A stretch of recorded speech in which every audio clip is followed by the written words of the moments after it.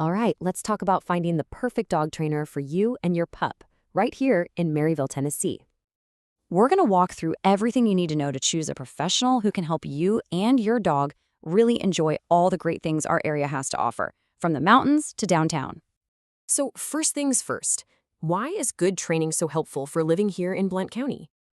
I mean, think about it. Whether you're taking a walk on the Alcoa Greenway, heading over to Sandy Springs Park, or just wandering through downtown, having a well-behaved dog just makes all of that so much better. It goes from being kind of stressful to just genuinely fun for both of you. Okay, so what does good training even look like? What should you be searching for in a trainer? Let's break down what the professional standard really is. You know, the best, most humane trainers these days are all about something called positive reinforcement. Basically, it just means you reward the good stuff, the behaviors you want to see, instead of punishing the bad stuff. It's really effective because it turns training into a fun game, and that's how you build a really solid, trusting bond with your dog. Now, you might see a bunch of letters after a trainer's name. Don't let them intimidate you. Things like CPDTK, they're actually a really good sign. It means the trainer is committed to their education and uses modern, science-backed methods. A CPDTK is fantastic for general manners, but if you're dealing with tougher stuff like serious fear or aggression, looking for something like a CBCKA is a smart move. Seeing any of these is a big green flag. And really, it all boils down to this. Good training should build the relationship you have with your dog. It should never ever rely on fear or intimidation to get results.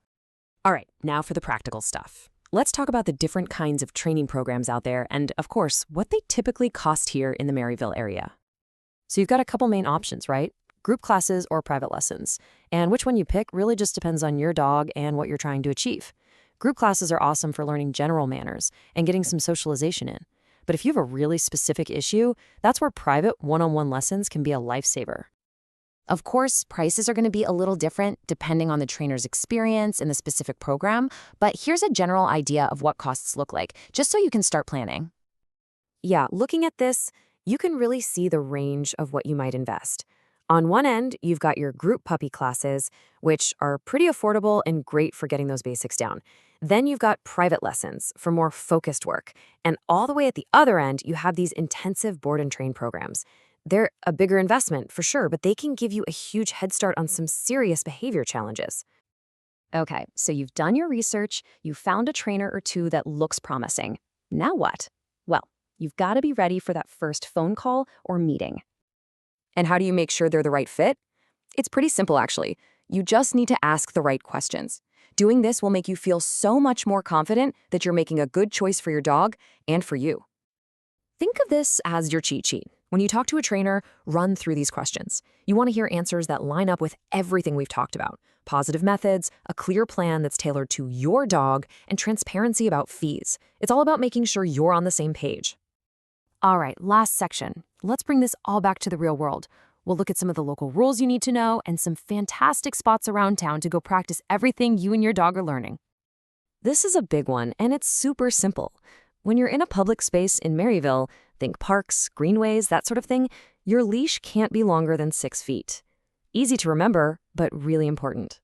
So here are a few of the other basic responsibilities for dog owners around here. You know, leash rules, rabies tags.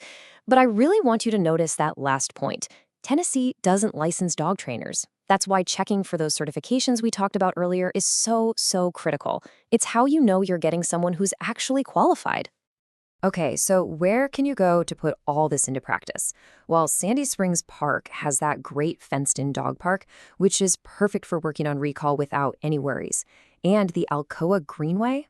It's the ideal spot to really nail that loose leash walking with real-world distractions. You know, when it comes down to it, finding the right trainer is really just the first step. The goal is a happier, safer life with your dog here in Maryville. All the work you put in pays off every single day, on those easy walks, when friends come over, or just strolling through downtown. It makes everything a more joyful experience for everyone. Happy training!